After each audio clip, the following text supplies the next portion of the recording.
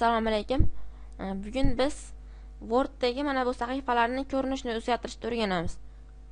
Buning uchun bizga razmetka stranitsi kerak bo'ladi. Mana masalan, bitta mana shu kabi bitta yozuv yozsak, mana bizga Word mana shu oppoq joylarni bizga ko'pgina qilib ochib beryapti. Endi buni boshqarishlik uchun qancha oq joy ochib berishligini boshqarishlik uchun mana bu polya knopkasiga bosamiz. Keyin uskiyni ko'p qo'ysak, mana bizga tor qilib beryapti mana oshli joylarni. Endi sredniyni qo'ysak, bizga o'rtacha joy ochtirib beryapti. Endi mana shirokiyni qo'ysak, mana yozuvlarimiz qisilib, mana shu kabi oshli joylarni katta bo'lib ochilib qolyapti. Endi buni o'zimiz buni boshqarmoqchi bo'lsak, mana настраивание polyada bosamizda, keyin qancha bu yog'idan qancha, tepasidan qancha, keyin o'ng tarafdan qancha, ashnaqalarni o'zimiz belgilaymiz. Buning uchun tepadan qancha santimetr oshli joy bo'lishini o'zimiz mana yozib qo'yamiz. Tepadan 1 santimetr bo'lish kerak. Chap tarafdan bizga 1,5 santimetr bo'lsa bo'laveradi. Mana 1,5 santimetr. Keyin virgul 5 qo'yamiz, 1,5 kerak bo'lsa. Endi pastdagisiga 2 deb qo'yamiz yoki 1 deb qo'ysak ham bo'laveradi pastdagisiga ham. Endi o'ng tarafdagisiga qancha santimetr deyapti? O'ng tarafdagisiga bunga ham 1,5 deymiz, chap taraf singari. Endi OK deb bosamiz. Mana bizga o'zimiz xohlagandek настройка qilib berdi.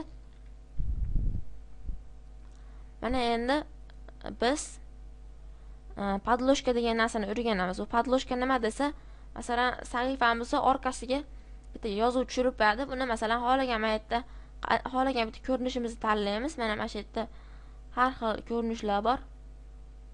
Mana buni tanlaymiz masalan. Endi mana срочно deb yozilib qo'ydi. Endi bu katta kichikligini, rangini, yozuvini o'zini o'zgartirishlik uchun mana shu yerga podложкаga bosib, keyin mana bu tugmani bosamiz. Keyin mana bu срочно so'zini xohlagan o'zimiz yozmoqchi bo'lgan so'zga almashtirib qo'yamiz. Buni masalan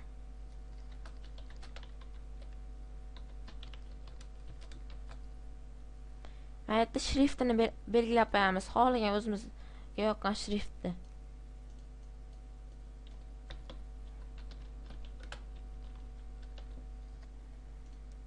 Endi razmerini yana xohlagan o'zimizga razmerimizni qo'yamiz. Rangini ham o'zgartirib qo'ysak bo'laradi. Mana svet degan orqali. Mana. Keyin применить bosamiz. Mana bizga yozuvni tushirib berdi. Mana yana mashq knopkaga bosib turib, endi mana shu xush kelibsiz deganda o'rniga biz rasm ko'p qo'ysak ham bo'laradi. Mana risonikni bosib turib buni qilamiz. Mana favorite bossak, mana kompyuterimizdan rasm olishni anaqa buyuradi. Keyin mana shu yerdan xohlagan bitta o'zimiz xohlagan rasmni tanlaymiz. Keyin stavitni bossak, keyin OK deb bossak, mana orqasiga xiraroq qilib bitta rasmni qo'yib beradi.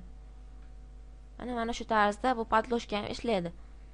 Endi agar biz mana shu sahifamiz hozir oq turibdi, oq rangda turibdi. Endi buni o'zimiz xohlagan rangga qo'ymoqchi bo'lsak, mana svet stranitsi deb bosamiz. Keyin mana shu joydan o'zimizga yoqqan rangni tanlaymiz.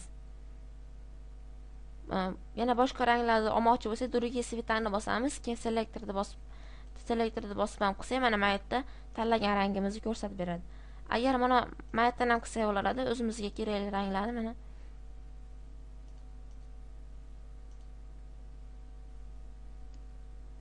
mana sahifamiz rangi qo'yildi. Mana bu hozir qo'ygan rasmimiz. Endi yana bitta narsa bor, границы страниц degan. Bu nima desa, sahifalarda yonboshlariga mana ramka qo'ysa bo'ladi. Yana boshqacha rasmlar qo'ysa bo'ladi. Mana shunaqani boshqarsa bo'ladi bu granitsada. Endi buni mana yerda tip degan joyda o'zimizga yoqqan bitta anaqani tanlaymiz, ramkani. Keyin OK deb bossak, mana sahifamiz ramkalanib qoldi. Endi yana shuni bosib turib, endi xohlagan boshqasini ham tanlasak bo'laveradi. Mana endi agar bu anaqamizga bu ramkamiz o'rniga rasm ham qo'ymoqchi bo'lsak, mana другаяni bosib turib, keyin mana bu yerda risunok turadi. Mana shu risunokni bosamiz. Mana yerda ashuncha har xil rasmlar bor. Shu yerdan bitta rasmni tanlaymiz va OK deb bossak, mana shu joyga rasmni qo'yib beradi bunday qilib. Ramkani o'rniga bizga rasm qo'yib beradi. Mana hozir rasm qo'yganimizdan keyin yozuvlarimiz ichiga kirib ketdi. Endi buni o'zimiz xohlagan bitta anaqa razmerda qilib olishlik uchun yana mana shu qo'llarni bosamiz. Keyin узкий emas, yana обычный deb bossak, mana o'rtacha anaqada qo'yib beraveradi. Mana bu granitsa stranisi ham shunaqa ishlaydi. Mana endi mana shu archalarimizni, mana shu rasmimizni ramkani enini qancha bo'lishini aytib berib, buyruq berib qo'ysak ham bo'laveradi. Mana bunday kamayadi, bunday ko'payadi. Masalan, hozir 15 ga qo'yib ko'rsak, mana hozir archamiz razmeri kichayib ketdi. Mana hozir 50 ga qo'ysak, mana bu bizga aytayaptiki, birdan 31 ga davr razmeri bor, 50 ga chiqa olmaydi deyapti. OK deb bosamiz va o'zimizga xohlagan bitta razmerni tanlaymiz. Mana shu tarzda qo'ysa bo'ladi buni ham. Bugungi darsimiz shulardan iborat edi. E'tiboringlar uchun katta rahmat. Keyingi darsda ko'rishgunimizcha xayr.